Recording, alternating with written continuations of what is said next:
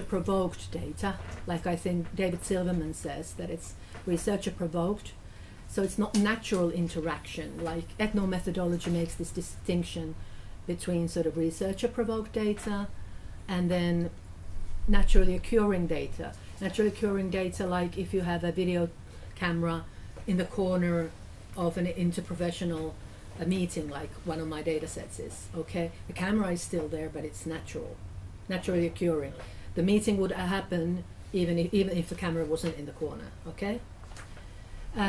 So, like I said, from a discursive perspective or constructionist perspective, if you do have interaction or interview data, you need to do what I said. You need to interview it as interaction, and you need to include your own questions in there.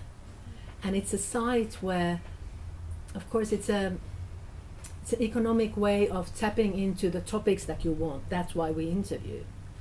And you look at how cultural notions of aging are mobilized in there, within that talk space of interviews. So it's a cultural sample, and it's researcher provoked, and then you need to also give explanations as to how would the discussion be different if it weren't interview data. You need to open up the restrictions of your data sets. Does that answer you? Yeah.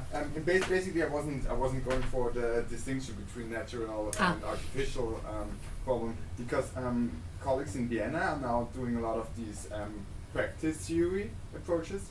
What's the practice theory, okay, which comes from Bourdieu, but also from Giddens and so on, where reality is constructed through practices, and persons are only one part of a practice. Also, like, for example, the practice in here involves the room, it involves the laptop, it involves the beamer and everything.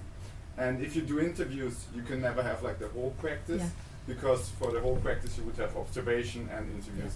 And but you're still doing interviews because it's from an economic perspective kind of useful. But when they do interviews, they say we are researching the subjectivities of a practice, because we are asking people to talk about their own role in the practice. And I was already thinking about how you can, because practice theory obviously also is constructionist. If that is not what we have always been doing, like investigating the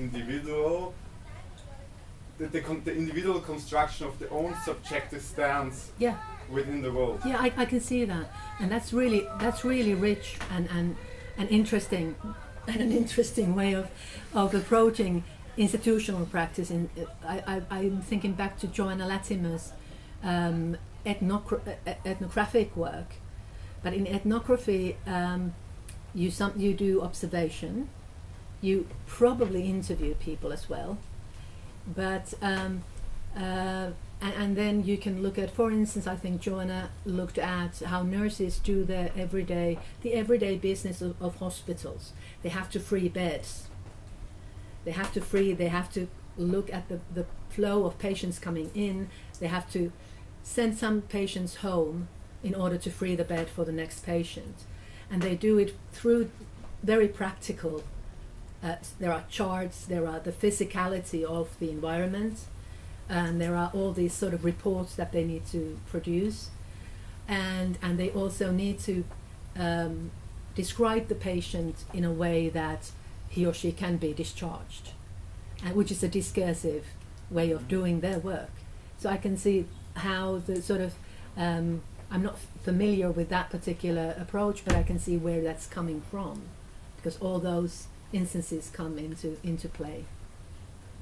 That's overall an additional thing. I think we should maybe also in the group here be more careful with, is like the body as an actor in its own, because there is no English distinction between it, but in German it's Körper and Leib. So you are a body, but you also be a body, and that's a big difference that you have to acknowledge. That makes it as distinct also in an anthropological way from animals. True.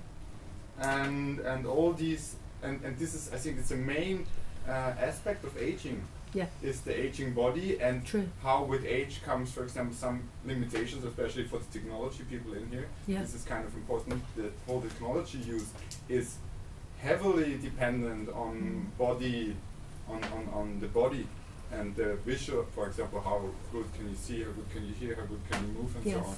And this is independent from the, or this is something different than asking a person about the subjectivity that she can reflect on, because the one thing reflects like knowledge that we have and that we can theorize, but a lot of knowledge that we have in every day is practical knowledge. For example, tying up your shoelaces is super hard to theorize that or to explain that. Explaining your child how you, only with words without showing how to tie up the laces, it's impossible almost to teach that. That's true. But showing it like in a body knowledge, Yeah.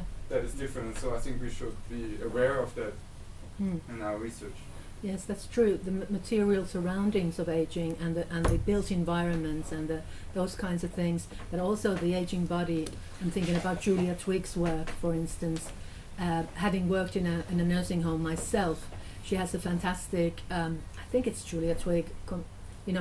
Let me know if I'm wrong, but she has this fantastic article on the social bath and the bathing of elderly in a nursing home, and how you do it, how that sort of a function is sort of established in a respectful way, having worked in those surroundings. It's an interesting analysis in itself. So yeah,